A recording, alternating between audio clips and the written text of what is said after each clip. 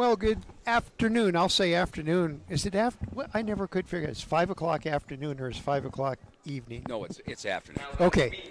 Well, good afternoon, folks, from the Stroud Gymnasium on the campus of the University of Montana Western. Frontier Conference women's basketball. And this afternoon, the Bulldogs of Montana Western hosting the Montana Tech Orediggers. And Orediggers have kind of a Western connection. Their head coach is Jeff Graham, and their assistant coach is Frankie Bignell. Both graduated from Western, both played basketball at Western, so a slight Western connection. Both teams are coming off wins over nationally ranked teams that were ranked above them. The Bulldogs, of course, upset Providence, number 5 at the time, 73-67 in overtime, and Tech beat number 21 at the time, Carroll College, 50 by a score of 64-55. I'm Wally Felt, along with Mike Miller and Brett Wiebe from the Stroud Gymnasium. And you know, Mike, it's really surprising. Tech has played really well, but they can't crack the top 25. They are receiving votes, though. They have been for about 3 weeks now. And I thought for sure the win over Carroll would at least move them to 25, but all it did was drop Carroll one place, and Montana Tech remained at the receiving votes category. And we are not surprised about the success of Montana Tech, because when Jeff Graham got the job 2 years ago, a little more than 2 years ago, we both said, you watch. The man's a skillful recruiter. He's got connections all across the state of Montana and out of state. He knows everybody, and we've always thought he is going to build a great team. Well, he's in his third year, and when you look at his roster, he knows where to go in Montana to find players. He finds the good Montana players. Orediggers' first tip. They are underway. The Orediggers working their way in against the Bulldog defense. Bulldogs had started their original 5. Orediggers had started a starting 5 for about the same for the last few games, and you had seen their pictures up earlier in our little broadcast. Shotting clock goes down, and a foul. Oh, nope, shot clock violation. And while we're doing that, Jess Solid, Ike Jesse, and Blake Welsh are our officials for tonight's basketball game. Bulldogs with their first possession of the afternoon. Maddie Moy, turnaround jumper, and it's a turnaround air ball. Not sure where that one went. Well, it went right off Kiki Davis and out of bounds. It wasn't a pass, was it? Nope. So both teams maybe a little rusty. They weren't sure of the nice spring-like day we had today, where the temperatures, I think, close to 40. And the snow was melting. The ice, I hope, is melting. Yeah, you had a little accident, didn't you? I did. No more firewood in my house.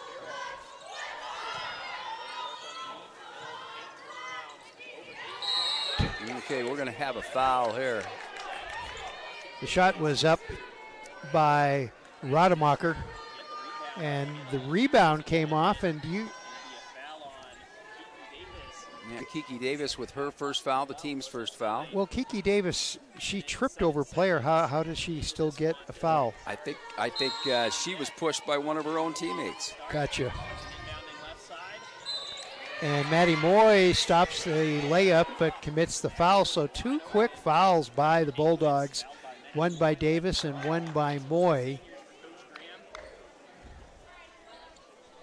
And that will send to the free throw line Brooklyn Hankwitz. And she scores the first point of the ball game with a made free throw.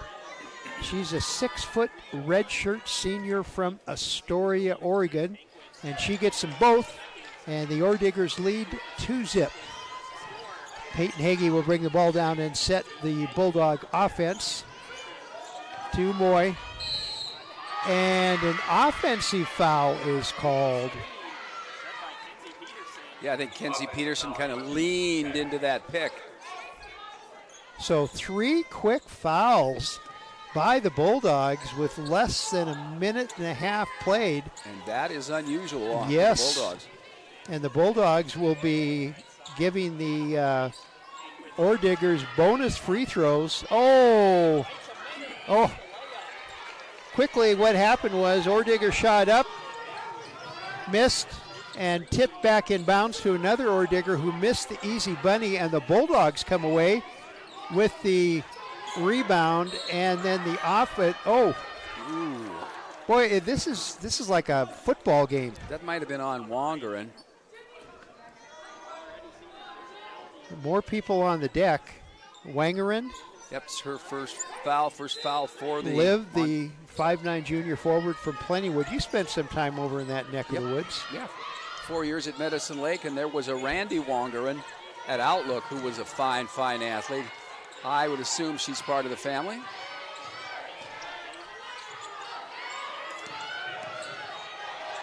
Hagee to Davis. Davis inside to Peterson, who scores and scores the first point for the Bulldogs. Good pass there by Kiki Davis.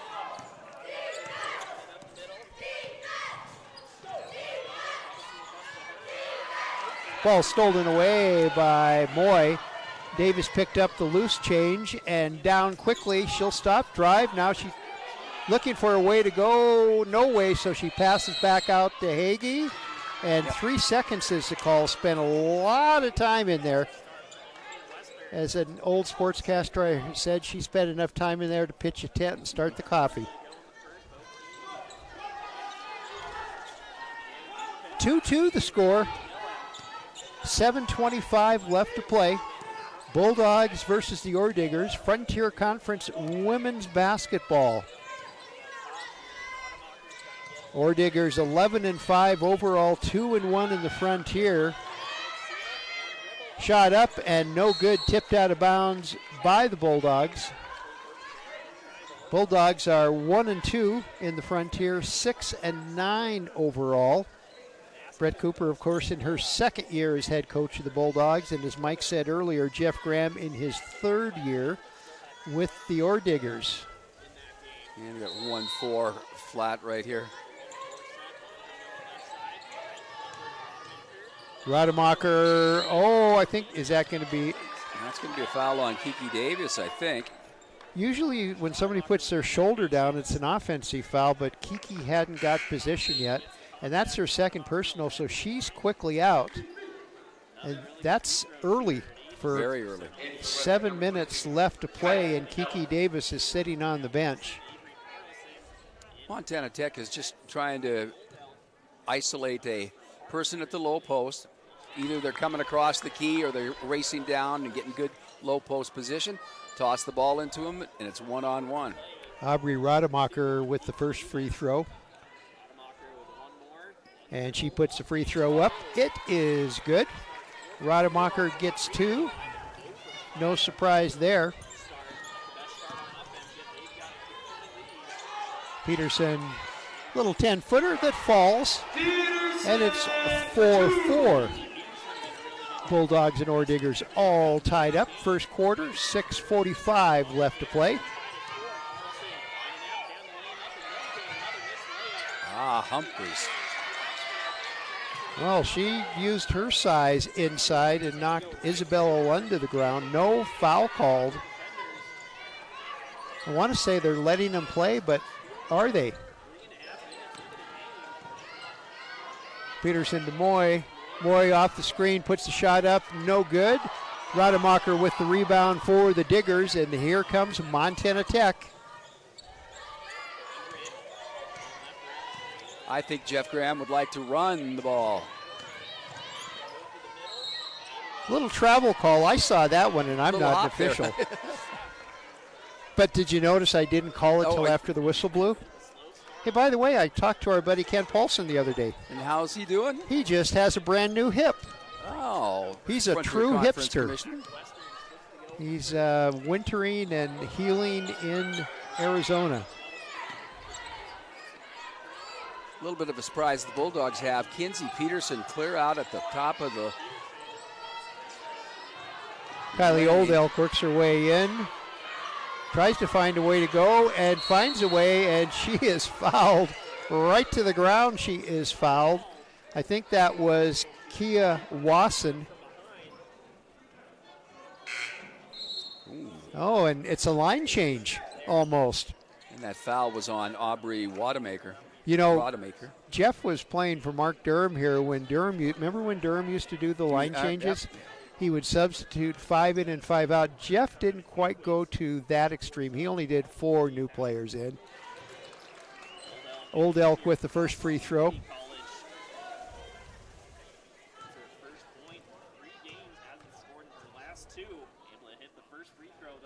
And she gets them both. Kyla Old Elk ties the game up with a pair of free throws. 6-6 the score. 5:35 left to play. Oh, nice bit of passing, but it doesn't work. Missing the bunny was Badovinik. Oh, nice pass inside to Peterson from Old Elk. And the Bulldogs have their first lead of the ball game, 8-6. 5:09 left to play in the first quarter.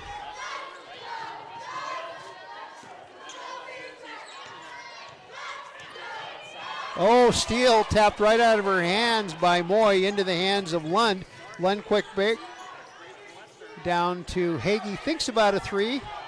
Instead, passes off to Maddie Moy. Moy to Peterson, back to Hagee. Hagee drives the basket to Moy. Now Moy drives the basket, finds clear sailing, but misses the layup. And with the rebound is Hankwitz. Hankwitz stops and shoots and hits a 3. Brooklyn Hankwitz with the 3. She's a 39% three-point shooter, and she gives the Diggers a 1-point lead, 9-8.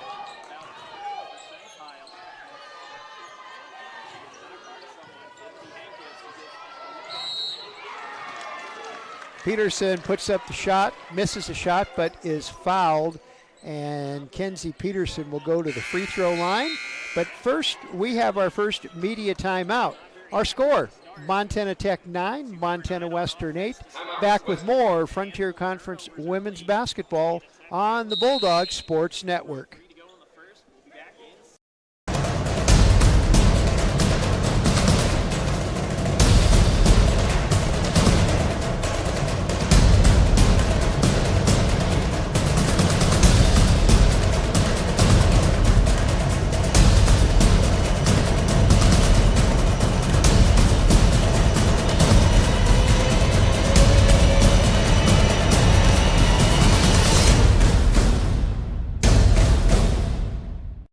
And then it froze again that night.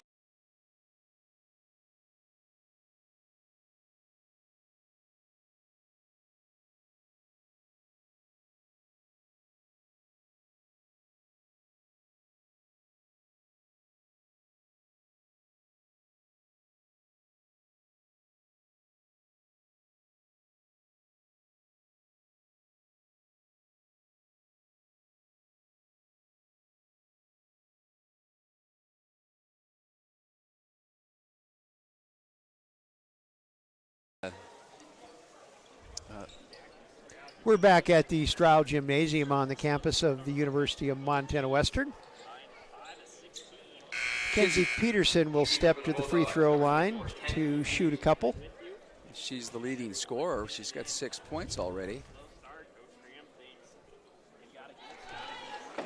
Make that 7 points.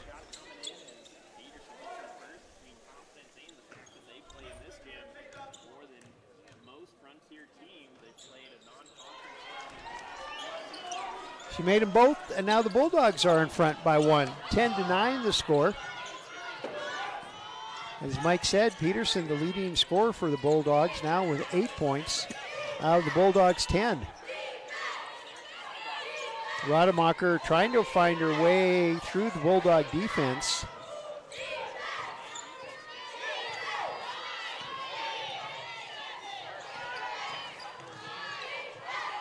Nice move to the basket. A beauty by Neibauer. And the freshman from Chinook scores. I have a great story about her dad when he was playing basketball. the year Chinook won the boys state championship. So does that make you feel old where you know a story about her dad playing basketball yes. and now her? Peterson drives the basket, misses a shot, gets the offensive rebound, puts it back to Peyton Hagee, who pops the three. And the Bulldogs are in front by 2, 13-11, and Coach Graham is not happy.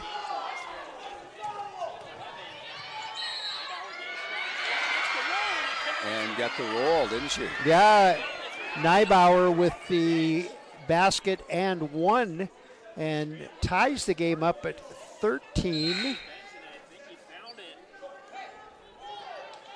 Isabella Lund will get a break.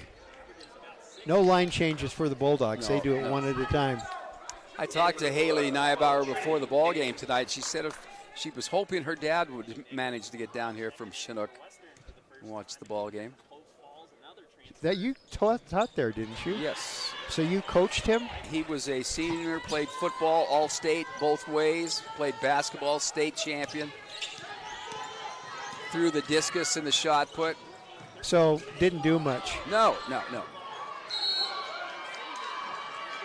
So Bulldogs lose control of the basketball, and it rolls, and the Orediggers just watch it roll out of bounds. Pretty smart. Yeah, I think. And they just watched it roll through their legs.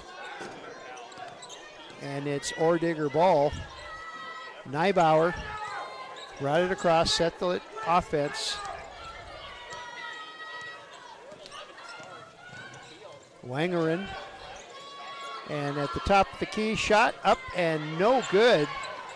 But it's an Oredigger rebound and another missed shot. This time Bulldogs control.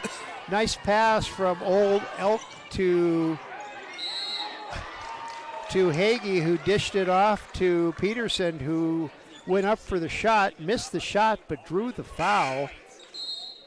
Peterson shooting 2. And Kelsey Peterson will be shooting 2 for the Bulldogs. Bulldogs with 5 team fouls, and the Orediggers with 4. Peterson gets a little roll around the basket, slot machine kind of roll, and it drops through, tying the game up at 14. Second free throw, no question about that one, nothing but net. In for the Bulldogs, number 10, Ava. And you know, I think that's the longest I've seen Kenzie Peterson in the first quarter. Yeah.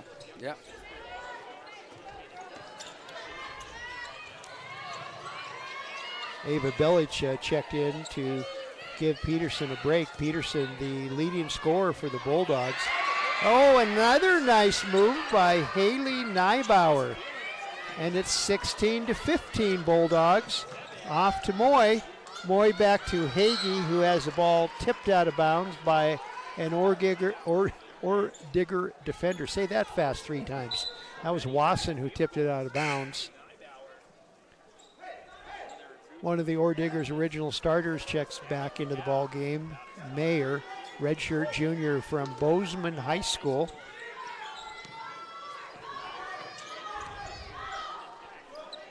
One-point lead for the Orediggers as Belic puts up the 3, doesn't get it, and with the rebound for the Diggers is Hankwitz. Quickly down court is Wasson. Wasson lays it up right through the Bulldog defenders, and the Oredigger lead is now 3, 18-15. A minute 14 left to play in the first quarter. Nichols puts up the 3 and hits it from the wing, and we're tied again. So 18-18 the score. Orediggers with the ball, under a minute left to play in the first quarter. Shot is up, and Old Elk got a little piece of that one.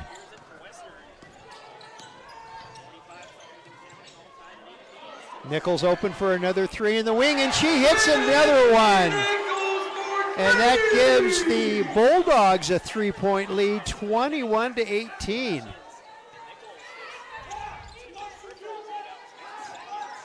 Mike, I guess you know how to recruit him. That was your pick at the start of the season as your favorite. Yep.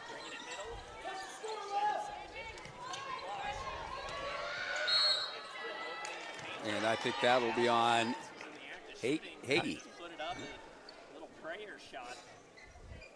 Well, regardless of what happens in the 18 seconds, Ordigger's in the Ordigger step to the free throw line. They are going to be shooting too, because they are in that bonus situation. Women's basketball has that. When you commit 5 team fouls, you put the other guys in that 2-shot bonus. And that's each quarter, so we'll start again new. Wangeren makes the free throw. She's a 71% free throw shooter, so her ease at the free throw line, not surprising as she trims the Bulldog lead down to 1. And Michael Filey, the athletic director, told me before the game we have Beavers, Lady Beavers, and the Beaver varsity boys team are here for tonight's game. It's a rare occurrence there. Don't have competing games.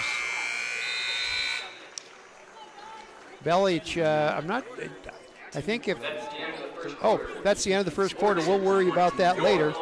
After 1 quarter of basketball, it is Montana Western 21, Montana Tech 20, back with second quarter action on the Bulldog Sports Network.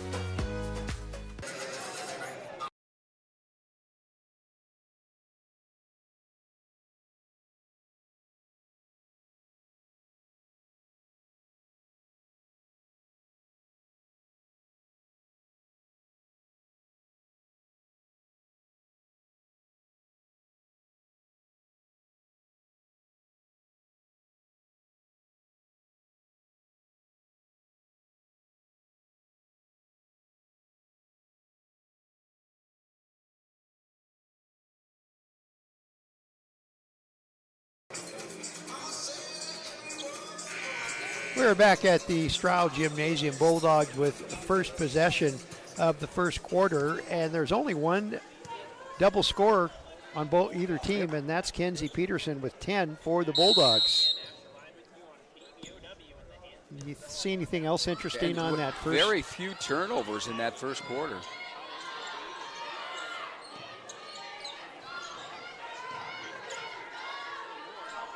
Nichols to Belich. He puts up the 3 and hits it. Ava Belich with 3 for the Bulldogs, and now they have their biggest lead of the ball game, 24-20. Second quarter just underway. Ordiggers versus Bulldogs. Frontier Conference women's basketball. Oh, nice move. Nice move by Hankwitz.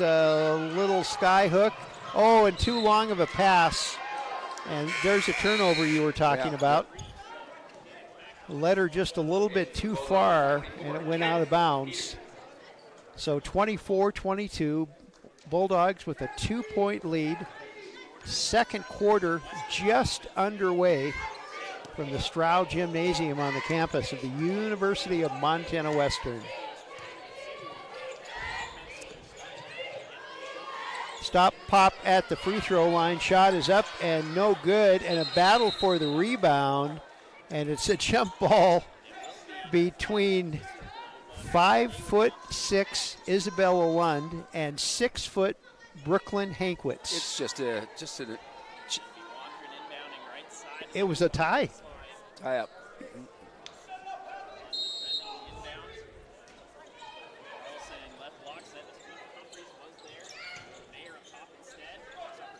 Ordiggers on the attack, trailing by 2. Hankwitz puts up the shot, doesn't get it. Rebound control. It's a loose ball. Everybody's going for it. Who's got it? I'm not sure. Did you hear a whistle? Yep. I think they call that on, Isabella Lund. Okay, Lund picks up the foul. That's her second personal, and she's going to sit down, and Sammy Love, the freshman from Utah, will check in. Sammy didn't play this last weekend. Bad ankle. Bad ankle, yeah. Well, a twisted ankle. They just kept her out, and that's probably good.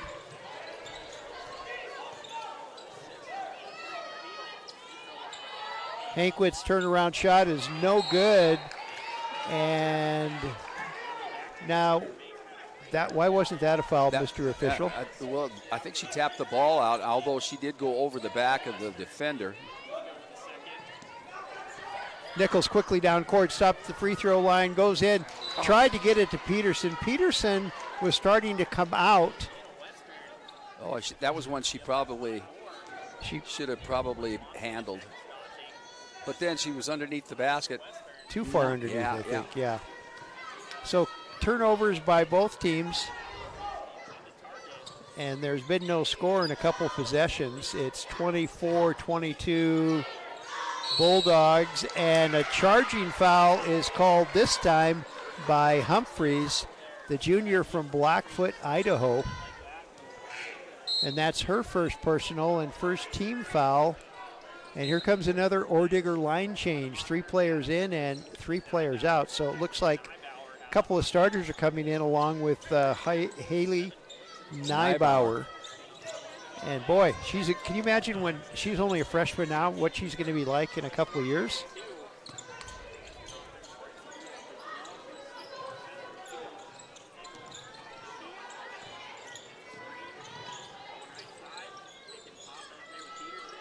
Ava Bellich puts up another 3. This one off the rim and right through the hands of a couple of players from both teams, and finally tracked down by the Ordiggers.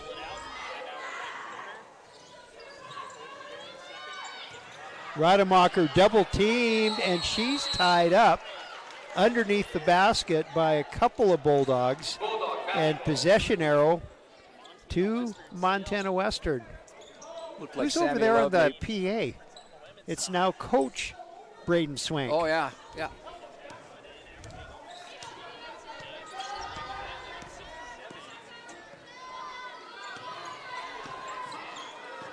Old Elk to Bellich. Now Sammy Love has it. She goes inside, lays it up, and not good. It rolled off the front of the hoop.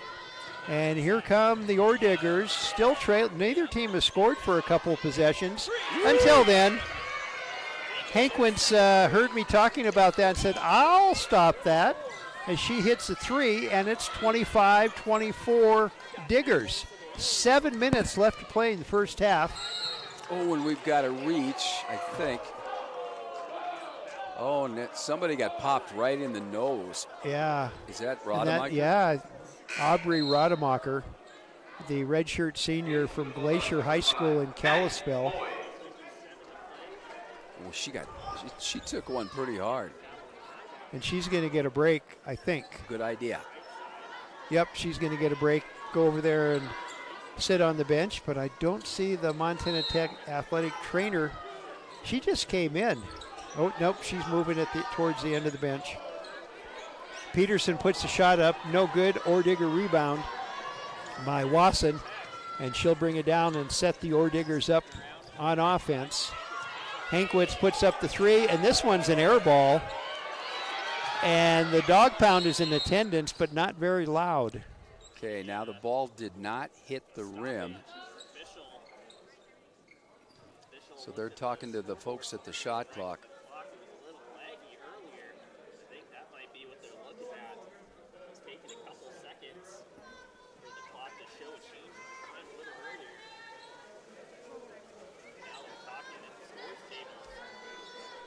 I'm not sure what's happening. The ball did not hit the rim yet. So it goes back to 17 seconds.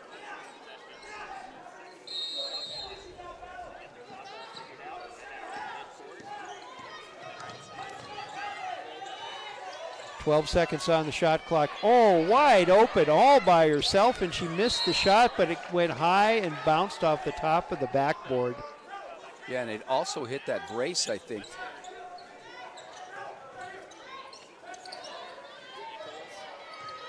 Badavinik. Maybe she was too wide open. Nichols puts up the three. Oh, that was a little hard off the back of the backboard, and another tie up and another jump ball. This time possession arrow for the Orediggers. This has been kind of a rough and tumble game. Typical Frontier Conference game. Often see Ava Belic going that high. She can shoot, but she was have a pretty good rebound. Oh, she did it again. Wow. Neibauer just threaded the Bulldog defense for the layup, and the Orediggers on top by 3. 27-24, and I think Neibauer is going to be called for the foul right in front of the Oredigger bench. Yep, and that's her second personal.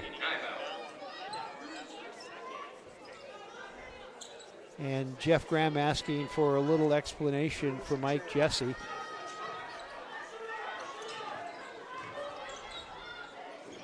Sammy Love missed. I'm not sure if I would have taken that shot. I think she got fouled. Yeah, she first place she looked was the official. Oh, and Ava Belic got the ball and the arm. And the nose and the chin. So Belic is called for the foul. Stepping to the free throw line is Haber, the freshman from Billings West High School. And shooting 2. She missed everything? Yeah.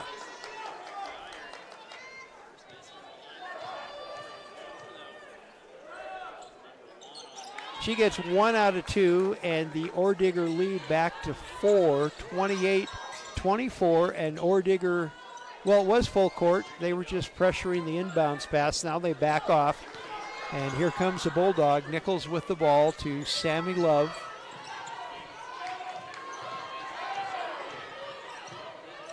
Sammy Love to Peterson.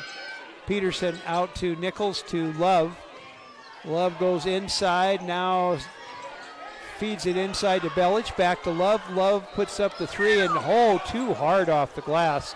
That came off the back of the backboard right into the hands of Wasson of the Orediggers, and traveling. Yeah, and she knew it. She turned around, looked at the official, kind of grimaced. Travel violation on number 31, Haley Haber. Haber with the travel. Took an extra walk in the park.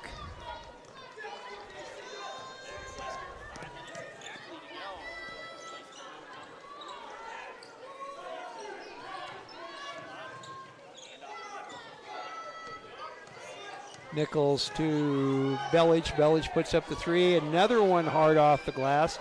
Just a little out of sync. Trying too hard. She really is. Nice steal by the Bulldogs. Sammy Love comes up with the loose ball. And here comes Montana Western. Off from the wing to Nichols. Tipped out of the hands of a Bulldog by Macy Mayer. And with that, we have a media timeout. With 4:19 left, 4:19 left to play in the first half. It's Montana Western 24, Montana Tech 28. We'll be back with more on the Bulldog Sports Network. Montana Western, our flexible schedule and focus on learning through experience are just right for your world today. Experience One, where you take one course at a time for 18 days and then move on to your next course, is designed to work for you, whether you plan to come to campus, want to stay close to home, or if you need to earn your degree while working or raising a family. And Montana Western is the most affordable university in Montana. Experience the difference, only at University of Montana Western.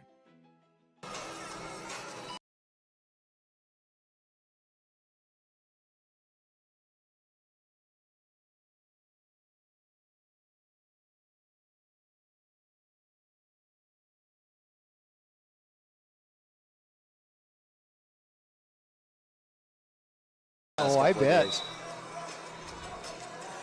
We're back at the Stroud Gymnasium, and Mike, I understand you were a victim of ice. Ice, baby, ice. Well, you could have been hurt worse, so that's good that you. Yeah. It marred your movie star And looks. I'm just moving firewood in the house, and now I decided to fire. I don't need a fire. Just open up a window and just start throwing it in. Oh, Bulldogs lose the ball on a turnover. It's been 28-24 for a number of positions, and Rademacher changes that, though, with the layup, and it's 30-24 Diggers. Aubrey Rademacher. Thank you. Averages 10 points a game, which surprises me. I thought she scored more than that, but it's pretty balanced. Oh, nice pass from Old Elk to Peterson for the easy Bulldog layup, and it's 30-26 or Diggers. 12 points for Kinsey Peterson. Oh, you know, Rademacher's been a key contributor for the Orediggers for a lot of years. Long time, yeah. And I think she's one of the few seniors left in the Frontier Conference that's using her COVID year. Yeah, and she predates Jeff Graham, of course. Yeah.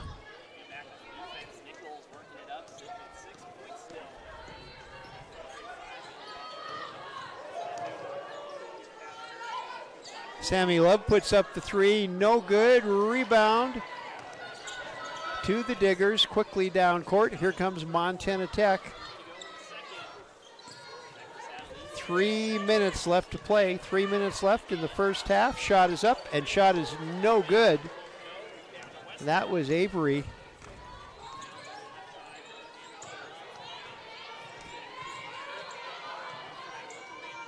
Nice pass by Love. Peterson goes back, tried to get it to Moy, and foul is called. Is that foul over the back of Maddie Moy. Wangerin? I think they did call it on Liv Wangerin. You know, your idea of setting up the spotting charts like this was pretty smart. How did you I wonder where that came from. No, I said your idea. Listing the players that play all the time first instead of numerically. I'm just, a traditionalist, but yeah, it does make sense. Old Elk has it, now back out to Love. Love comes inside. Oh, nice move to the basket by the Utah freshman. Lays it up and in, and it's a 2-point Ordigger lead. Oh, Old Elk. Speaking of Wangerin, she has the layup, and now she'll shoot another one as Old Elk fouled her in the shooting process, so it's 32-28. And back in the Ordigger lineup with 2 fouls is Neibauer. 2:25 left to play in the half. Oh, she missed it, but the Orediggers come away with the offensive rebound from Avery. And another shot clock question.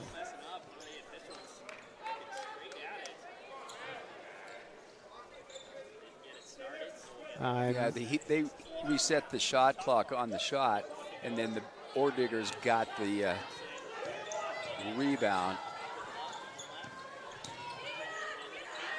Wangerin's shot is up and no good, but with the rebound and putback is freshman Haley Neibauer from Chinook. And she's had a game. And that's Old Elk, her second foul. Neibauer with 11 points already for the Diggers. And it's a 6-point Ordigger lead, 34-28. And she gets the bonus, and it's 36 or 30. 35. Did they put the? Okay, never mind. I got so excited I forgot to count. 35-28, Diggers over the Dogs. 2:06 left to play. Remember the Digger Dog Trophy they used to have 100 years ago? Yes. The I-15 rivalry. Maddie Moy inside, and she can't get it. The Bulldogs have gone ice cold from the field.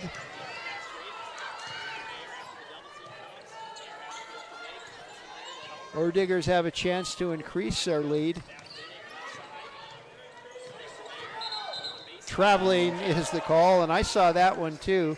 Macy Mayer took a couple of steps before she was supposed to. She didn't argue either.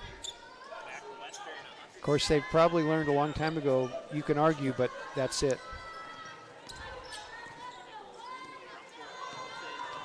Remember, we've got Scott Crawford coming in at halftime to talk Frontier Conference. Peterson puts up the shot, and she was fouled, so she'll get a chance for and one. Peterson is having her best game as a college player.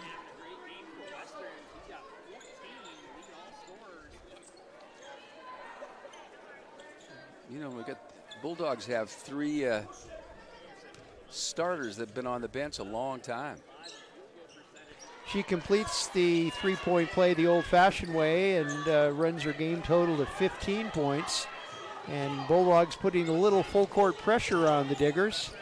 Diggers break it on the dribble, and Peterson fouls Wangerin.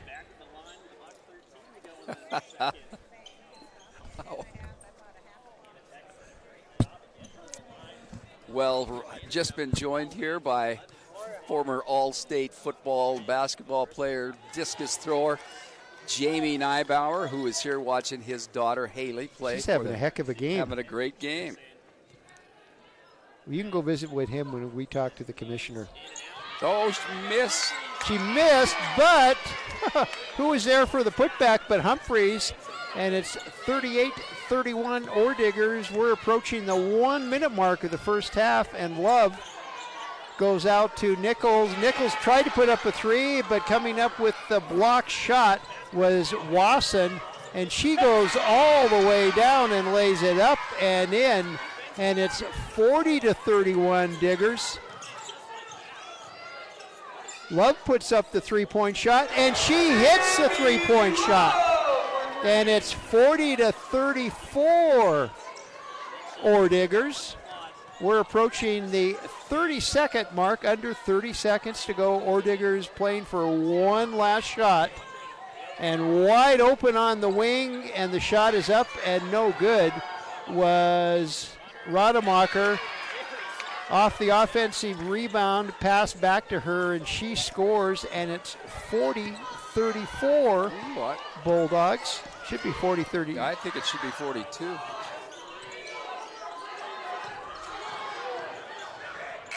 Peterson at the buzzer, and it's no good.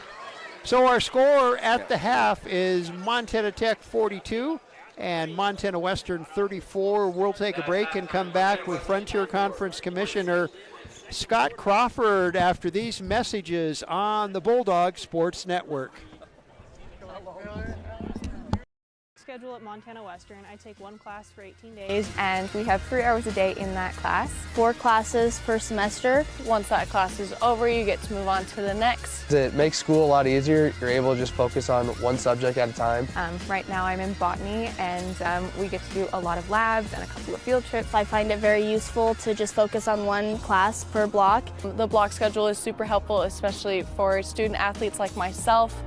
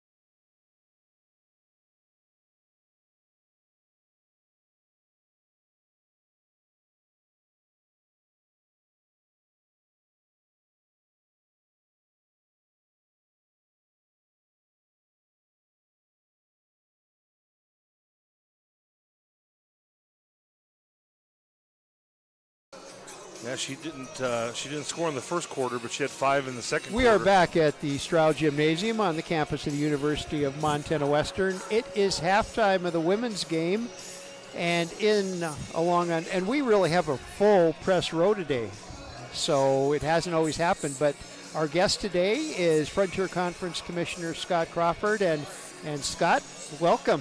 Thank you. It's always good to be down in Dillon and watching a great ball game between Tech and Western. Well, I showed you a press clipping from 70 years ago where some zealous Ordigger fans came down and blew the Bulldog M up off the hill. Yeah. And then the Western president decided he would be nice and not press charges if the students came back and fixed it.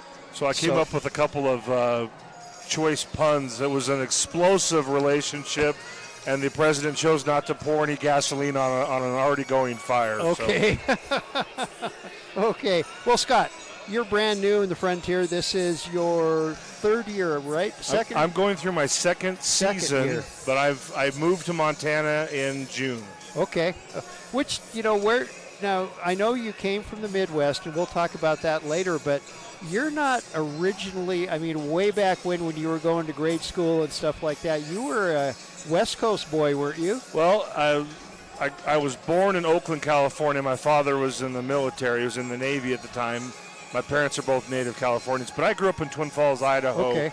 And my wife and I, we sort of made a pact many years ago when we got married that if an opportunity came up to get closer to family out west, we would go after that. And so my good friend Kent Paulson was commissioner for 16, 17 years, sort of the same time I was out in Kansas. And then when Kent announced his retirement, I said, well, Shelley, that's a great job. We need to explore that, and things worked out in my favor. So yes, yeah. Well, I spent those 16 years with Kent too. Yes, yeah, and 4.5 years at Western as fellow students. So, I do know stories about him, but he does know stories about me. So, what stays at Western stays at Western. So, were you guys roommates?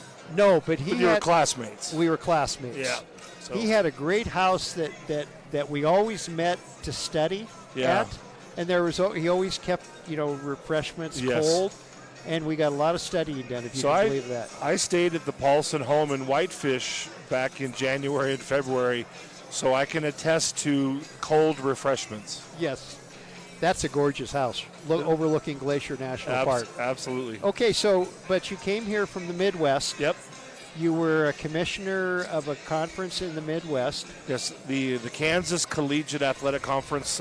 We just call it the KCAC, and I was in that role for about the same time Kent was here in the Frontier, and before that I was the assistant commissioner at the Mid-South Conference based in Louisville, Kentucky. Okay. So. Well, you have a doctorate too. Is it a doctorate in education? It's a doctorate in educational administration and organizational leadership. So this, being a commissioner of a college organization, fits right into your wheelhouse. It does. I don't think you need to have a doctorate to be an athletic director or to be a commissioner, but it doesn't hurt. And I thoroughly enjoyed getting those 3 letters behind my last name. But you don't really. You're one of those people that carries that extra degree but doesn't flaunt the extra degree. You just have it, and you have it. Kevin Inglet has a doctorate, but you never know it.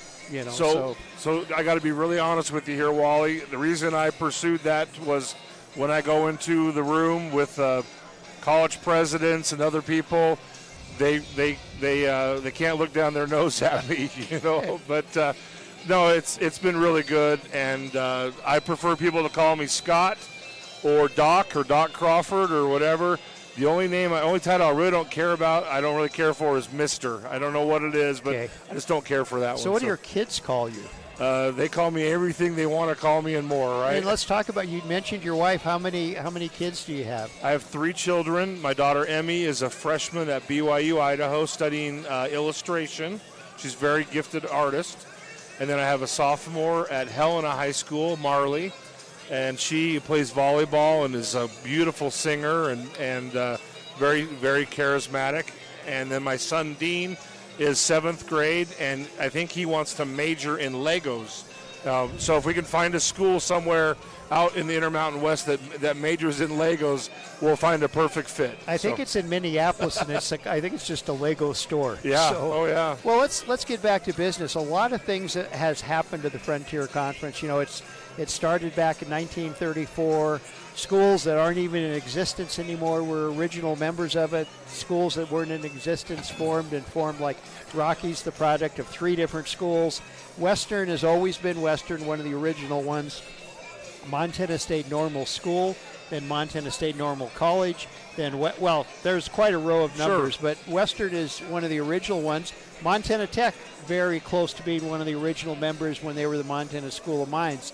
But all of a sudden, and correct me again, we've got 14 schools starting next fall in football, Yes. and we have 12 schools in basketball and volleyball. That's correct. We will have 12 full-member schools that will compete in a number of sports, all of them which compete in volleyball and basketball, as you mentioned. A number of them there are, I believe, 4 coming from North Dakota. That's Dickinson State, Bismarck State, Valley City State, and Mayville State. And they also play baseball, and many of them also have wrestling. And then we also have Dakota State, a South Dakota school, and Bellevue, a private school in the Omaha area down in Nebraska. What about softball? Because I know right now our schools that do play softball are adjunct members in the Cascade. Same with wrestling and stuff. Will this give us enough school where we can have the right number that we need to be a full conference sport? So in the sport of softball, we will have 8 total schools that play softball, all 6 of the former North Star schools that are joining us, and then Carroll and Providence as well. So we will be a standalone conference in softball. We will probably be a standalone conference in wrestling in a year. I think it'll take a little bit of time in men's wrestling, and I don't think it'll be very far behind that we'll get to women's wrestling. And then, interestingly enough, we'll probably have enough to do soccer here in a couple of years as well. Because the softball and the soccer were Frontier Conference sports for a wee bit till they changed the rate. Because I remember in my duties in media of having to write releases for Soccer Player of the Week. That's right. And Wrestler of the Week. So we had Westminster and Lewis Clark State College, and it was that we were fine there, right? Yes. And then losing them and then other circumstances. But Carroll, Rocky, and Providence do play soccer, and a number of schools play soccer over in the Dakotas as well. And we should have 6, I think, by fall of 26. What about golf? Because that was kind of a wacky sport where we were linked with Texas teams and stuff. Yes, we are a much stronger group of schools. I think we will have 9 total schools that are playing golf. The nice thing about 12 versus 6 is you don't have to make everybody play every single sport, right? And give schools some autonomy and give them a little bit of choice in what makes sense for them. Golf isn't the right sport for every single school. Baseball, softball may not be the right sport. But when you have 12 schools, the odds of getting to 6 are a whole lot better, So. And then quickly, I want to talk scheduling next year for as long as we're playing basketball now. With 12 teams we have, everybody will play each other on a home and away basis. That is correct. And the current 6 Frontier schools, I think we are so excited about not playing everyone 3 times, which has been really challenging. And the number of total home games is going to increase. You're going to get 11 home dates in basketball, doubleheaders, 11 home dates in volleyball, and that doesn't even count your non-conference. So I'm expecting that schools will probably have 14, 15 basketball dates and volleyball dates, and that's so much more friendly for the fan to be able to come out and have a little bit more entertainment. Yes, yeah.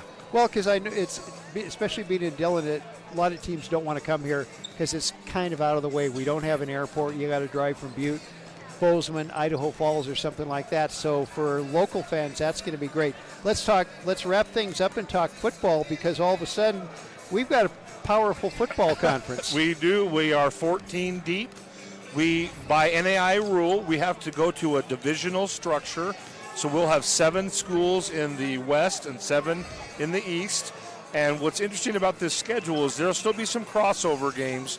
but the 6 in-division games are what really matter, because that will decide an automatic qualifier. We will now move to 2 automatic qualifiers, 1 in each of those 2 divisions, and that's monumental for us. You know, we've beat the crap out of each other for years and years and years, and many times the only benefit was 1 bid out of that. We're guaranteed 2, and I hope that we can continue to get 3, potentially 4. It'll just depend on the given year. Well, you and I were talking last week when we set this interview up and everything, that we both thought that Southern Oregon and Carroll should have been included in that mix too. You know, when you talk about power football, NAI football, the Frontier is at the front of the pack, right? And so, you know, you can't dictate what the selection committee, you know, what their decisions are going to be. But as we got close to the end of the season, Southern Oregon and Carroll were playing great football, in addition to what Western and College of Idaho and Tech and others were doing. And it was a little deflating not to get more than 2 in. Okay, well, Scott, I'm going to let you go, and thank you very much for stopping by and visiting with us. Glad to kind of, you know, making this a little bit clear, because as I mentioned, there's been several stories going around where it's not exactly the same thing. So getting it, as I used to call Mr. Paulson, commish. When we get it from the commish, this is what it is. Got it from the horse's mouth right here. Yeah. I wasn't going to say that. But, Scott, thanks for visiting with us. Thank you. I love to talk about the Frontier, and I'm always excited to come to Dillon. Well, and you're here to present at halftime of the guys' game. You're here to present the Bulldogs championship trophy. And what an amazing year that Coach Norris and the Bulldogs had. Yes. As a proud Bulldog alum, I totally agree with you. Amen. Okay, we're going to take a break and come back with a few words before we get back into action. We'll do that on the Bulldog Sports Network.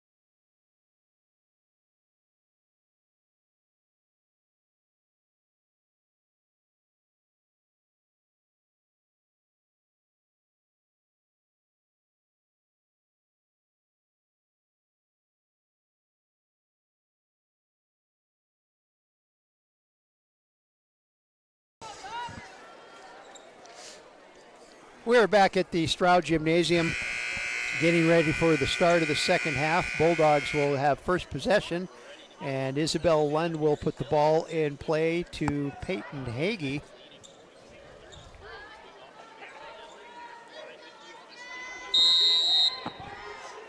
So that was old home week. Oh my gosh. I haven't seen him since 1987 maybe. Bulldogs with the ball, trailing by 8, and three-point basket up and no good by Hagee, but ball tipped out of bounds by Ordiger. And, you know, talking to the commish, Scott Crawford, he was impressed by the basketball game so far, and it's been a good one.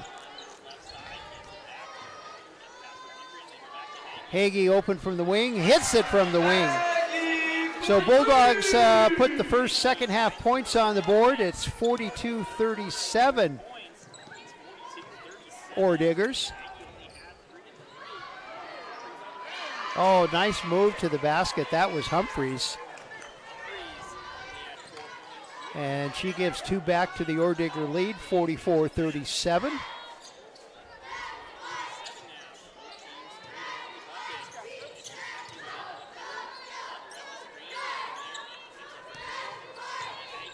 Hagee inside to Peterson. Peterson to Lund. Oh, she had the layup, got it, but missed the layup, and Kiki Davis is there with the rebound. Offensive battle for it. And we have an over the back? I think so. Foul is on Wangerin, and that is her third personal, and she's quickly taken out. Now, we didn't see Avery until the second quarter, and she is in right now early. Lund to Hagee. Hagee, nice pass to Peterson, intercepted by the Diggers, and here comes a Digger fast break. Oh, nice move. Hankwitz didn't take it all the way and just stopped 10 feet out and popped it and made it. And it's 46-37. Or Diggers over the Bulldogs. 8:20 left to play in the third quarter. Lund goes up, lays it up, and in. Love just went through the taller Diggers. Her speed got that one for her. 46-39 Diggers, 8:05 left to play in the third quarter. Rademacher, and she's bumped by Kiki Davis, and Kiki didn't argue a bit. In fact, she shook her head. Yep, that was me. But that'll be 3 on Kiki Davis. And checking in quickly, Neibauer. Just had a chance to talk to Hallie's mom and dad. Rademacher misses the first free throw. Well, you coached her dad. I was surprised that her dad even spoke to you.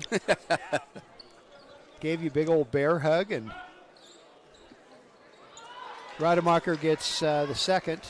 So she gets 1 out of 2. Little pressing action by the Diggers, slowing down the Bulldogs a bit.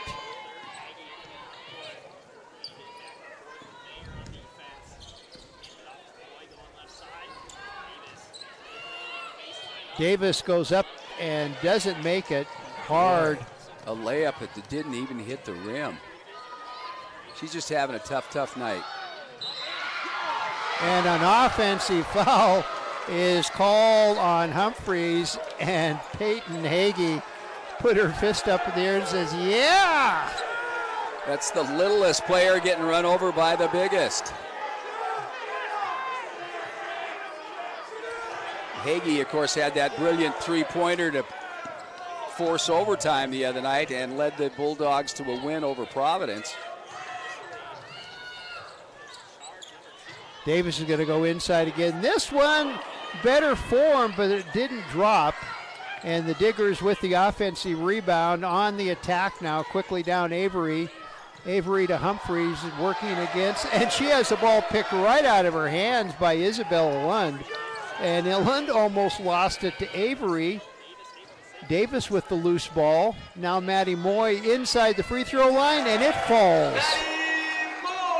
47-41, Bulldogs trail the Diggers. That's Moy's first basket of the game. I'm going to say she's been quiet. She and Davis both.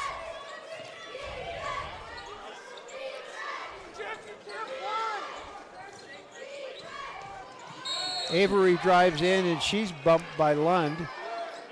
I think they give it to... Or they give it to Hagee. They gave it to Hagee. That's her third. Wow.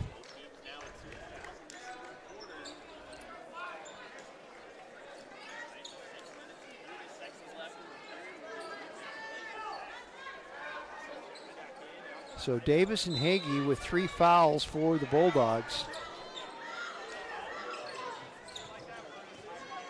I don't think the Bulldogs can have those guys sit for as long as Davis sat. She did. She sat a long time. Oh, okay. Tripped as she went by, and they're going to call a foul on Isabel Lund, and that will give Lund 3 fouls. The official right in front of me, so I didn't see any of that. Well, it looked like it was just a trip more than anything else, not an intentional one. It just happened. But regardless, it's 3 fouls on 3 Bulldogs. Right now the Bulldogs have 3 team fouls. Oh. Battle for the rebound underneath. Who's got it? Ordigger's come out with it. Who else but Neibauer got Nichols. Comes away. There was a scrum out there, and Nichols came away with the ball for Montana Western.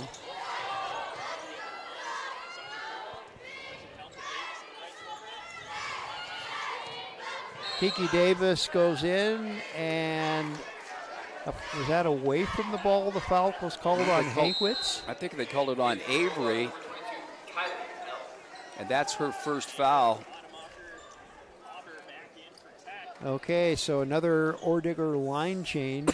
It looks like Aubrey Rademacher has healed up after that little pop in the mouth she had in the second quarter. Boy, she took it pretty hard. Yeah. Old Elk has it. She's open for a 3 and just off the front of the glass, and Davis comes away with the rebound. Tipped out of bounds. And a push. Hankwitz says, not me. She pushed me. And Davis goes, just pass the ball in. Well, I don't know if she said that, but I was, just guessing. Old Elk will put the ball in play for Montana Western, out to Peterson. Peterson inside, puts the shot up, and she's knocked to the ground. This is more of a football game than it is a basketball game, and who with the foul was Wangerin. And that's number 4. So all kinds of people in foul trouble. And Peterson will go to the free throw line for the Bulldogs. She gets her first free throw. Peterson from Palouse, Washington, and Garfield Palouse High School, transferred to Montana Western from Columbia Basin Community College. Peterson gets both free throws for the Bulldogs. And that is 17 points for Peterson. 47-43. Ordigger's lead. And she's 7 for 7 from the free throw line. Oh, almost came away with a little steal there. Just needed to have her head turned just a little bit.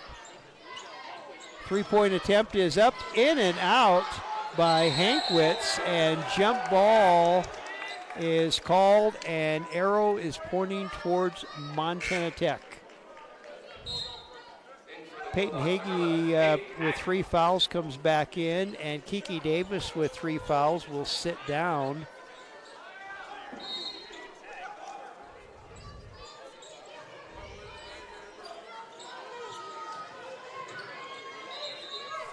Traveling is the call on Hankwitz, and I saw that one. You've been pretty quiet. I didn't see that one. You didn't? Oh. Maybe you've taught me how to be an official. I didn't think she changed the pivot foot. But 47-43 Ordiggers. 4:56 left to play. Third quarter. Bulldogs with the ball.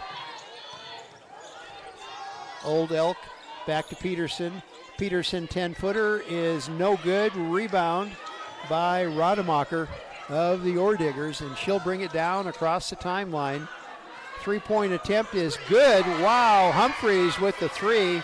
She just took the pass from Rademacher and put it up and in.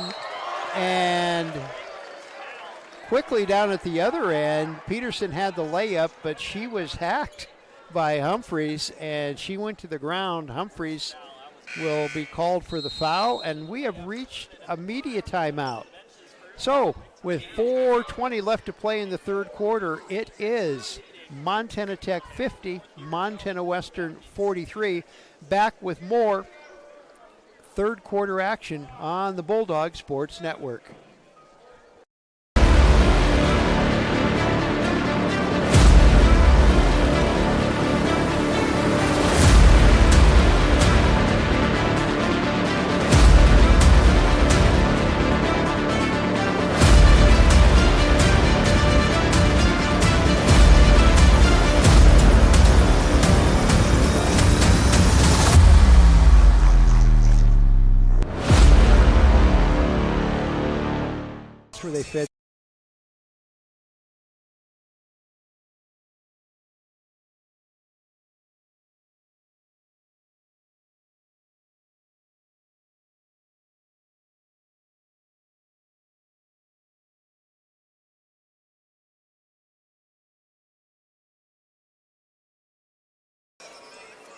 Well, I think that We're back at the Stroud Gymnasium. And what? Do you have a basketball? I was just thinking that the Bulldogs, they just hanging on. And if they can stay close.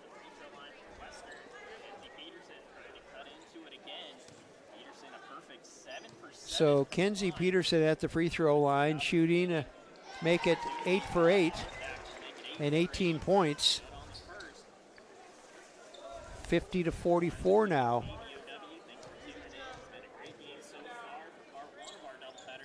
Oh, she missed her first free throw. All the announcers said she was perfect. Yeah. Just all that. I held my tongue. Rademacher against Moy, and Moy wins that battle. Off on the wing to Nichols, puts up the three, high off the glass, no good, and Peterson with the rebound. She's going to go back in. Lays, nice pass inside to Nichols for the bunny, and it's 50-46. Bulldogs trail the Orediggers. Neibauer will set things up. Neibauer playing with 3 fouls, but she's had a great game. Rademacher shot is up, but and she's not. She misses the foul, but Maddie Moy collects the foul. That'll be the 4th team foul on the Bulldogs, and Rademacher will go to the free throw line. 86% free throw shooter. She hasn't done all that well tonight.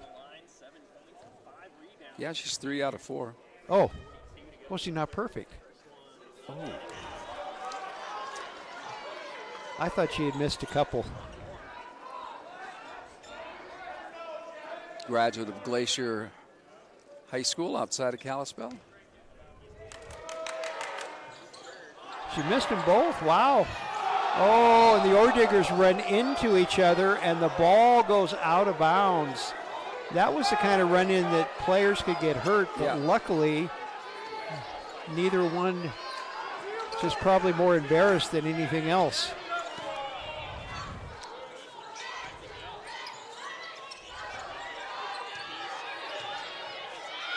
Hagee puts up the three and hits it.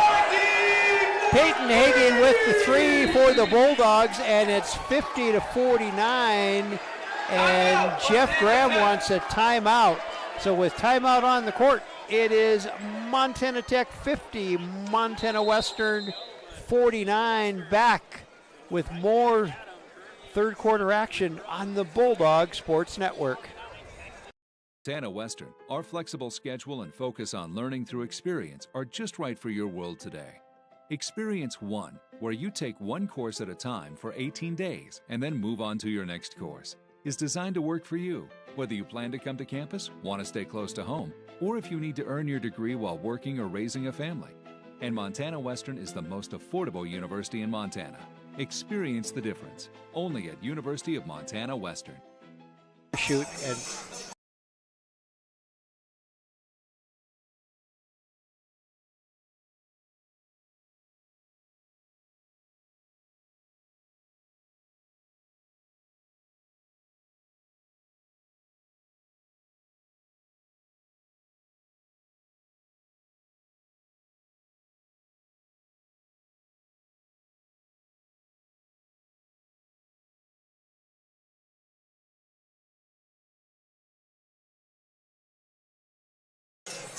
she fell in.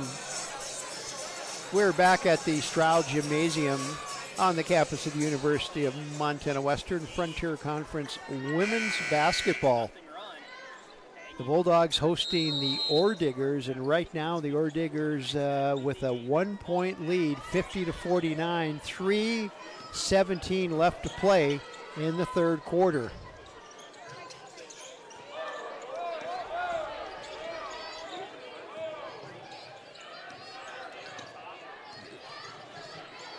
Good defense by Kenzie Peterson, and the ball doesn't fall, and loose ball collected by the Orediggers. The Dog Pound had a better view than we did, and they didn't think so. They are getting loud. Yeah. Of course, we'll be seeing them at halftime of the men's game, many of them.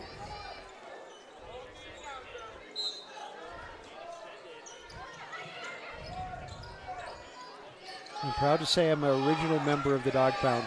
Yeah, yeah. Rodemack puts the shot up, and a shot clock violation. Oh.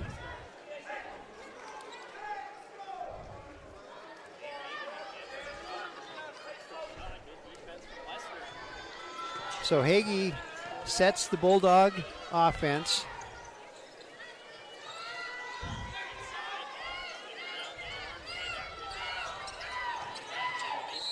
Moy fouled by Rademacher as Moy went to the glass. And that is Rademacher's third foul. Third, yeah. Boy, there's a lot of players on both sides that are in mini foul trouble. Would you call 3 fouls foul trouble or mini foul trouble? It's mini because you got a couple that you can use in the fourth quarter. Moy gets the first of 2.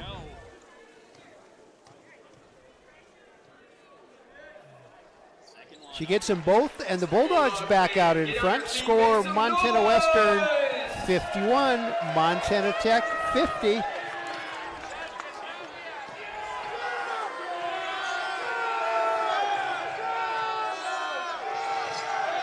Almost stolen away by Nichols. Ordigger's control. And good defense by Peyton Hagee. Ordiggers thought they had an open look, but Hagee stepped into the passing lane. And here comes Ava Belich, giving Kenzie Peterson a little break. And there's a steal by Hagee, quickly down court, off to Belich. Belich to Nichols. Nichols back to Belich. Belich's shot is up, no good, and Ordigger rebound. Humphreys with it for Montana Tech. Under 2 minutes left to play in the third quarter. Ooh. Left-handed drive to the basket. Ordigger's back out in front, 52 to 51. 1:45 left in the third. And Avery called for the trip and graciously helps Peyton Hagee off the deck. And Hagee will go to the free throw line to shoot a couple.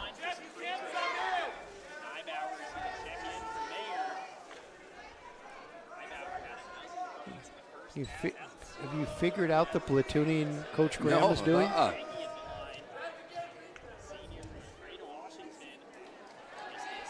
Hagee misses the first free throw.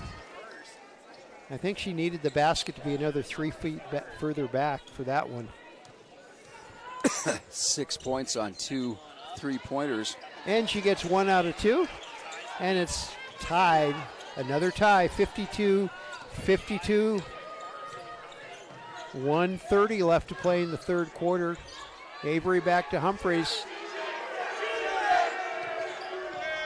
Humphreys back to Avery. Inside twice. Hankwitz missed the first, got her own rebound and put it up and in.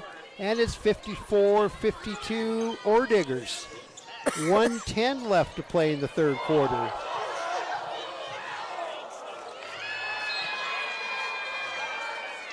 Ball tipped out of the hands of Old Elk and out of bounds. It will be Bulldog ball underneath their own basket. And Kylie Old Elk will toss it in. Old Elk, the 5'8 junior from Hardin, transferred to Montana Western from Dawson. And of course played for Bulldog Hall of Famer Cindy Farmer at Hardin High School.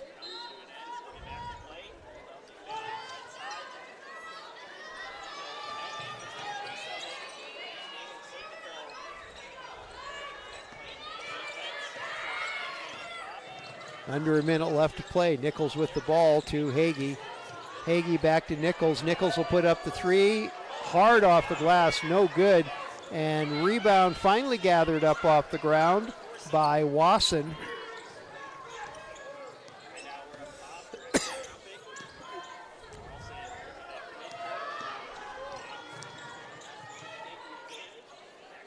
Shot is up and in and out. That went about all the way in and then back out by Hankwitz.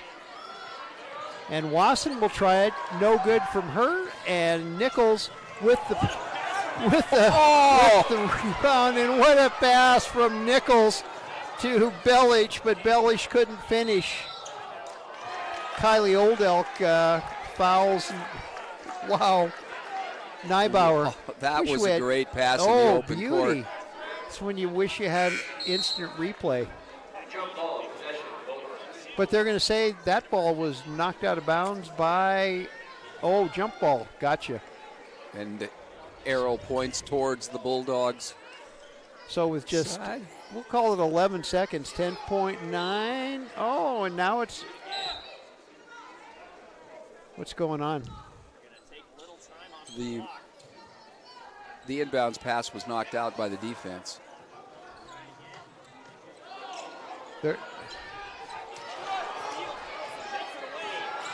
Avery with the steal. Now she's going to work her way in, puts the shot up, and it doesn't fall. So nice job by Avery, but no finish.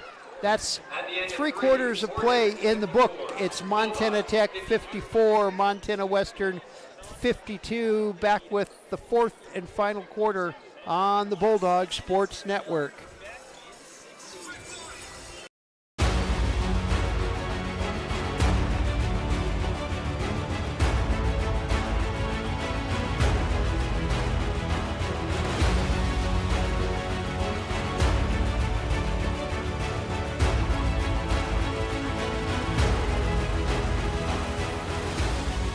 We are champions of the character.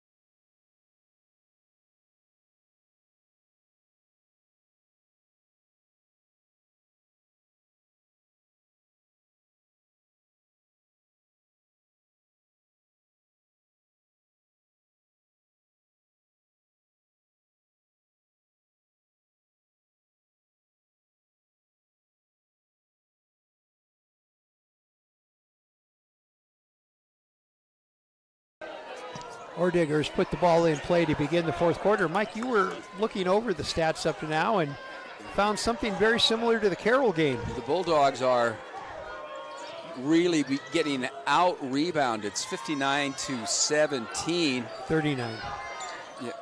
Yeah, 39. And 18 offensive boards for Montana Tech. It's tough to beat anybody.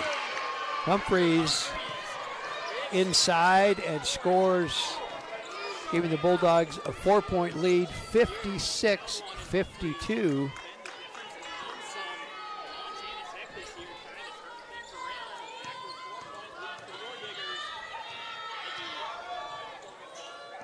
Moy has it. Moy back to Hagee. Hagee directing traffic. Pops three, and it's good. Peyton Hagee hits her fourth three of the ball game, and it's a 1-point game, 56-55 Ordiggers. Hagee one of two Bulldogs in offensive foul, and that might be Longeren's fifth. She just walked to the bench. Yep, that is her third personal foul. And Avery checks back in. Carson Avery, the sophomore from Havre, checks back into the Ordigger lineup. Coach Graham has a few players from the High Line. Yeah, you can't get much higher than Plentywood. Clintywood is actually above the high line. Oh. Stepped on the baseline. Yep.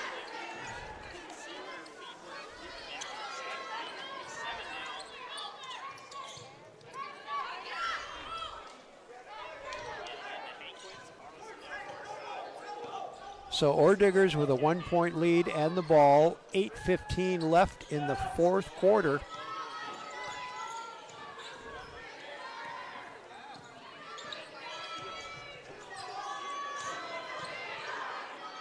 Rademacher, nice move to the basket, but doesn't finish.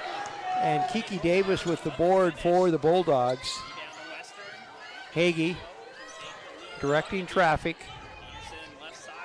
Inside to Davis, and Davis scores a basket. And that's would be that first basket. First basket of the game. And she didn't score very much against Providence. Actually said that was a terrible game I played. And that gives the Bulldogs the lead again. 57-56, and Davis at the free throw line. The junior from Missoula, Hellgate, and she makes it. And the Bulldogs on top by 2, 58-56.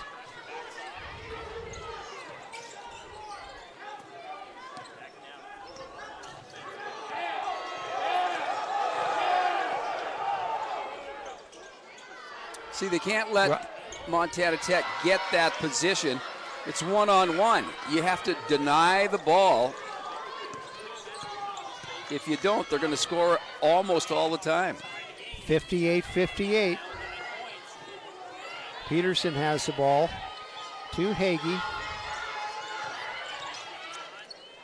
Back inside to Peterson.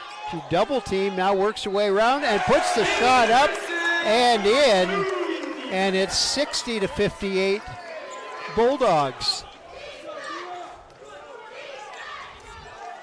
Peterson just having the game of her career. Well, I find it interesting that Humphreys is the one that guards Hagee.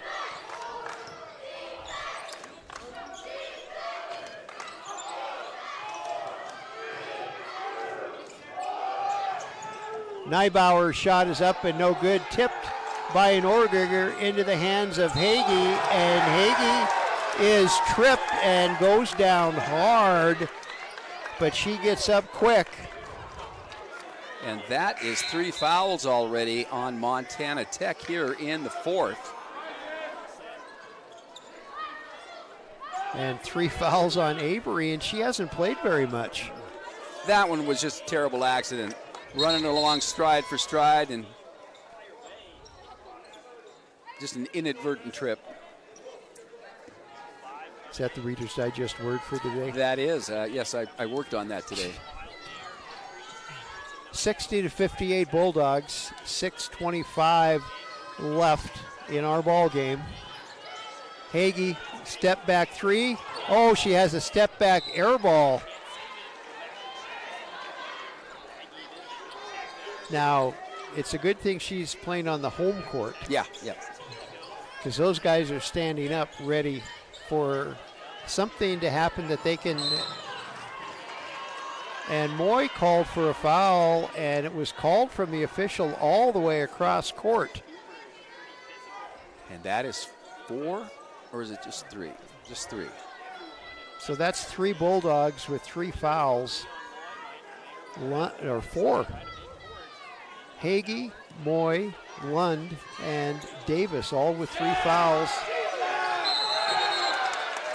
Oh! Yeah, I think she pushed Moy out of the way to get the ball. You could fight for the ball, but you can't jump on them, can't push your opponent. And that's her 3rd personal. I thought that was her 4th. That's good. She only, I was saying she had 4. She only has 3. But all kinds of players on both benches with 3 fouls.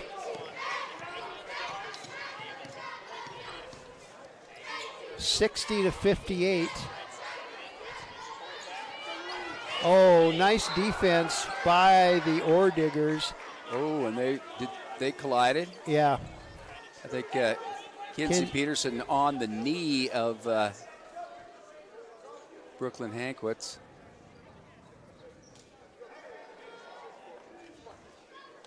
And they're slowing down play, making sure she's okay. Yeah, and she's going to get a little break. Yeah. Get a little chance to catch her breath, and she goes down at the end of the bench to Zach McCarthy, the Bulldog trainer.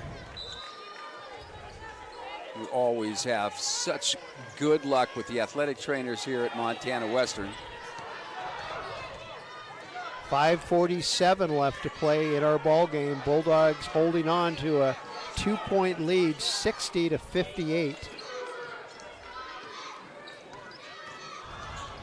Avery back in the ball game and tipped out of the hands of a digger into the hands of Maddie Moy, all the way to Isabella Lund, and she'll drive in.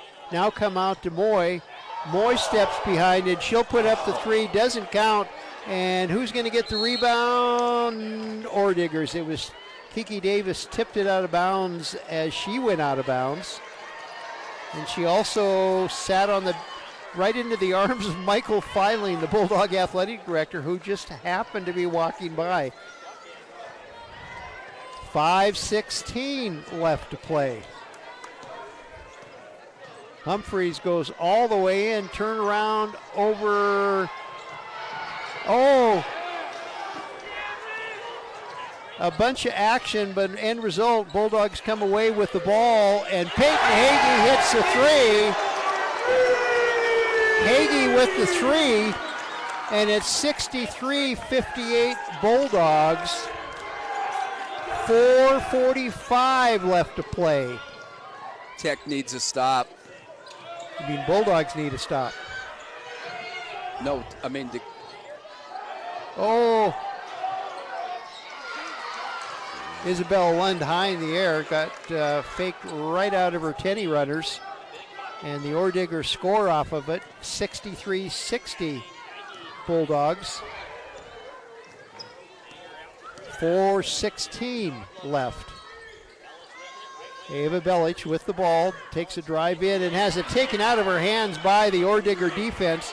Ordiggers with numbers, and Maddie Moy comes from behind and tips the ball out of the hands of the Digger and out of bounds. We have a media timeout. 4:05 left to play. Montana Western 53, Montana Tech 60. Back with more on the Bulldog Sports Network.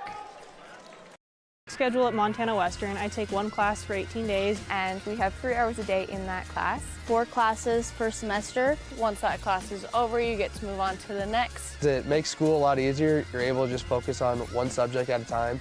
Right now I'm in botany, and we get to do a lot of labs and a couple of field trips. I find it very useful to just focus on one class per block. The block schedule is super helpful, especially for student athletes like myself.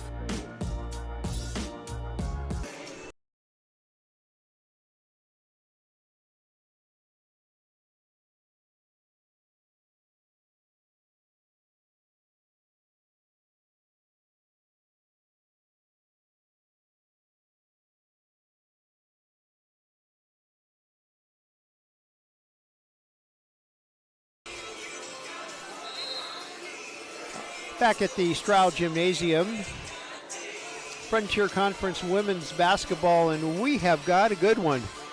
second row down. Got his arms crossed. Is that John Thatcher? Yes, it is. I'll be danged. Yeah.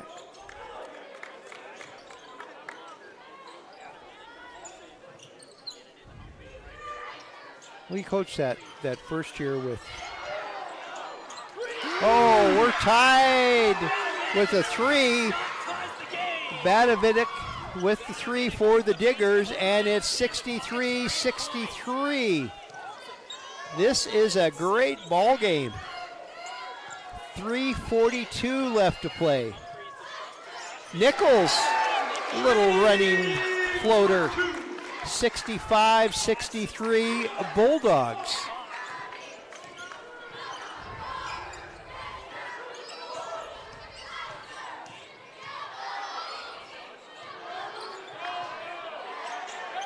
three up and no good. Nichols with the rebound for the Bulldogs. And she backs off and waits for the rest of the Bulldogs to gather. Off to Davis now.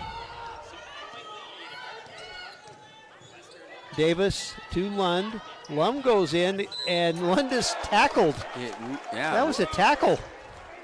I don't think it was intended to be a tackle. No. I think it's that your favorite word again, an inadvertent tackle, but it was a foul, which will send Isabella Lund to the free throw line.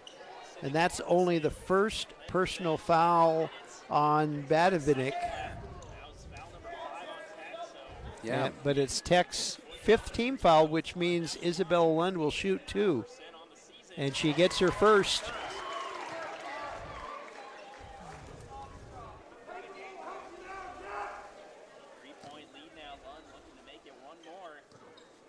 66-63.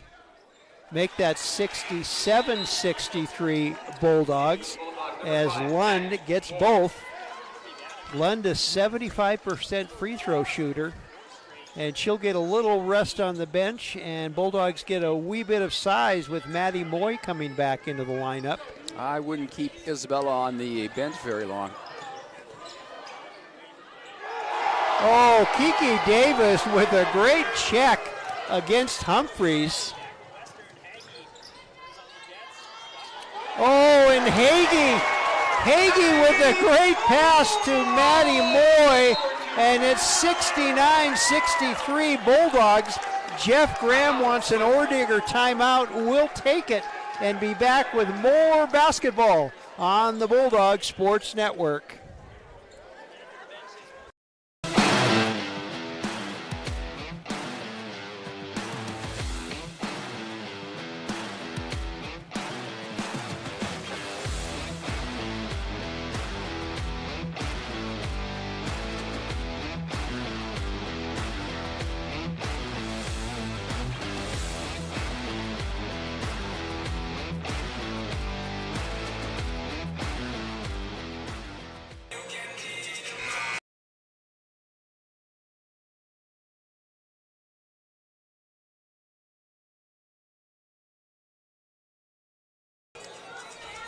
We're back at the Stroud Gymnasium. 69 Bulldogs, 63 Ordiggers, 2:32 left to play.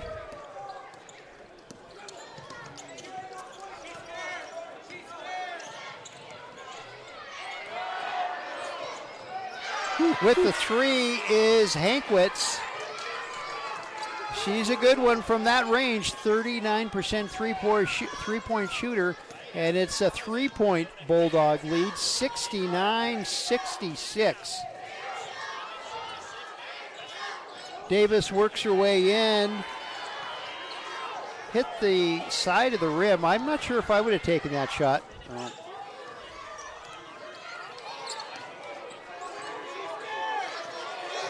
Moy has slapped the ball away twice. And traveling is the call against Rademacher. Ava Bellich checks out, and back comes Kenzie Peterson. Peterson with 20 points already.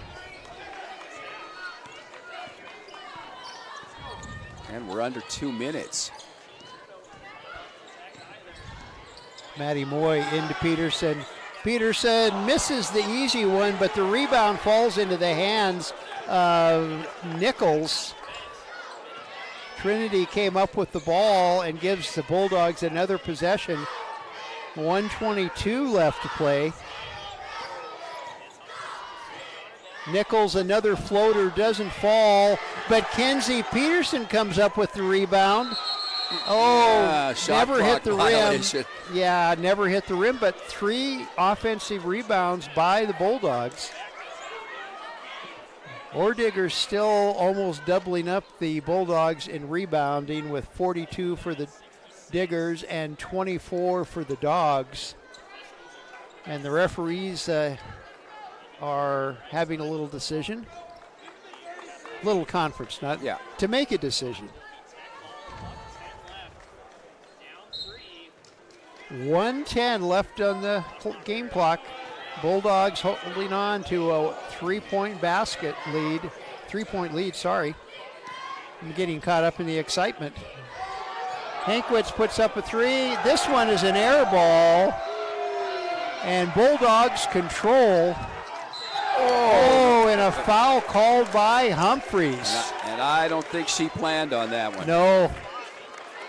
She's got that look of darn it. Yeah. It's a little early to be going for the foul, so 51 seconds on the clock. Peyton Hagee steps to the free throw line, the senior from Ephrata, Washington. Having a great game, especially the second half. Hagee with 5 triples. 1 for 2 from the line this afternoon. Free throw is up and good. Hagee with the free throw for the Bulldogs, and it's 70-66 Montana Western.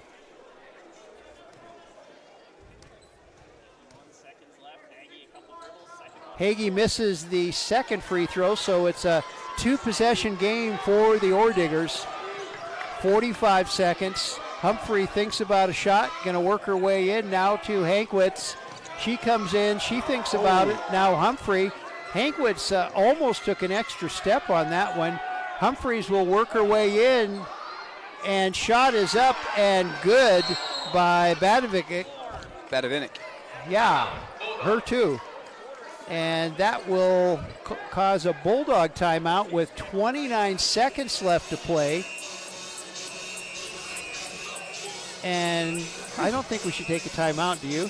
I don't know. We should just keep it here. Yeah, now Jeff Graham now, he is hoping for a stop, possibly a steal. He wants that ball back. Do you think they would foul? If it gets away from him, because the shot clock is off. The ball is taken out on the Bulldog side of the court. Yeah. But if he fouls, the Bulldogs are in the bonus, so it's 2 shots.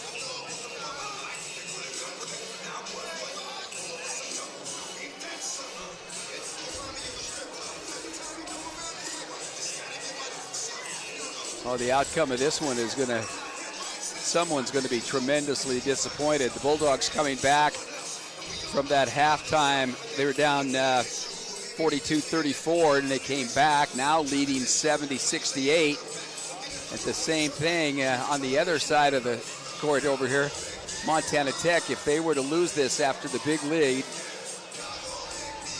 Well, it just shows you the how close the competition is in the Frontier Conference.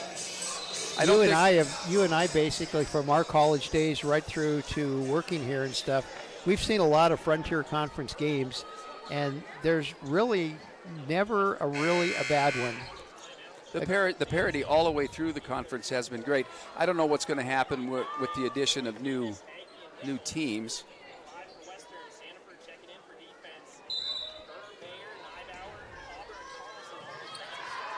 Oh, they did go to foul pretty early. Got her across the arm. So 70-68 with Peyton Hagee going to the free throw line to shoot a pair. And here comes an Ordigger line change. 5 new players. So the defensive players will sit down and the offensive players come in. They were on defense there and didn't want any of these starters, or the offensive guys to foul. So they brought in 5 players that didn't worry about it. And Hagee misses the first one. The nerves got to her.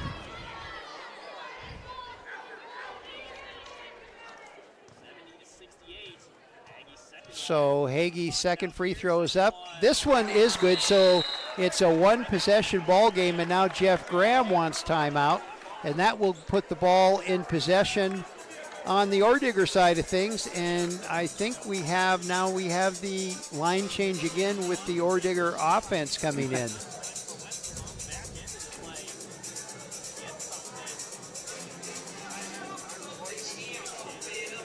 Yeah, he's going to try and get the people in there that can score.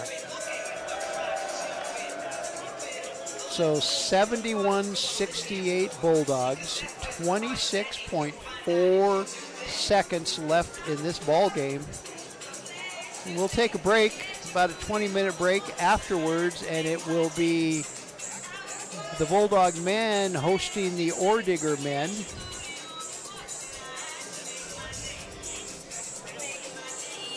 The Ordigger men are 14-12 or 14-2 overall in this season. They are tough, and they were expected to win the Frontier Conference. But in the preseason poll. Somebody forgot about Rocky. Yes. Bill Drykosen has built a powerhouse over there.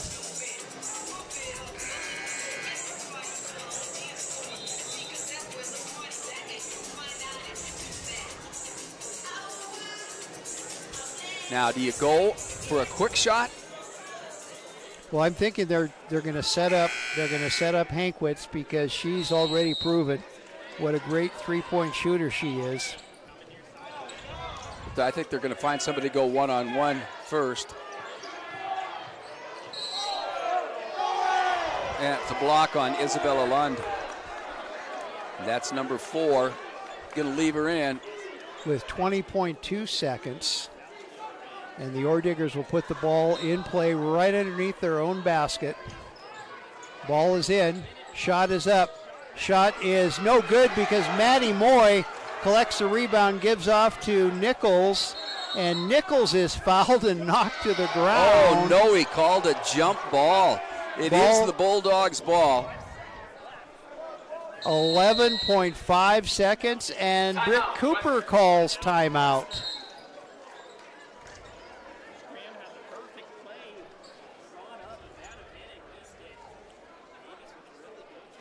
So, Coach Miller. Oh, now you're the Bulldog they need to get the ball inbounds.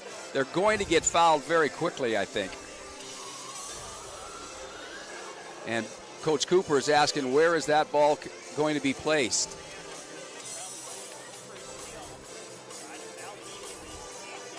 And so this is a spot. Won't be able to move. I think Montana Tech might cover the inbounder, not let her get a good look down the court. The Bulldogs will have to get a guard down here quickly to get the ball. Try to stay away. Don't pick up the ball and cover up, but try to get away. Yeah, they're going to put Humphreys on the inbounder, I think. So she called a timeout. Why isn't it down here? Why isn't it half court? Should be half court, shouldn't it? If Cooper calls a timeout, the time. No, well, it was a held ball. Isabella Lund. Yep. Going man. So Bulldogs will put the ball in play, and they put it in play to Kiki Davis. Kiki Davis to Nichols, and Nichols is fouled. 8.3 seconds on the clock. Trinity Nichols from Post Falls, Idaho. You've had a couple of conversations with her. Yes. Well, you've kind of, you always, the new players, you kind of give a scouting report and whether or not you're going to buy them a steak dinner and stuff like that. And well, she went to Columbia Basin Community College, and isn't that weird? Oh! Nichols misses the free throw. That one would have made a tremendous difference. She gets the second one, so it's a 4-point lead for the Bulldogs. And timeout on the court. And it's just a 30-second timeout. Graham called that one? I think so. But I still don't understand why Cooper called the timeout and they took it out down there and not over here. Because the ball was on the court. It wasn't out of bounds or anything. It was a held ball in the court. And that's where they called the timeout. But okay, we'll have to ask one of the officials about that.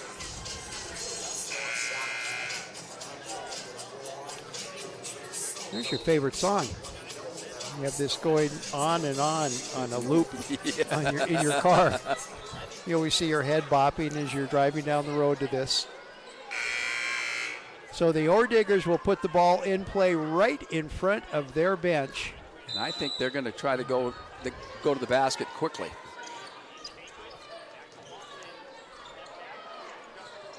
Rebound is up, and Maddie Moy has the rebound, and that's going to be the game. So the Bulldogs win 2 in a row. Smokes. They beat Montana Tech by a score of 72 to 68.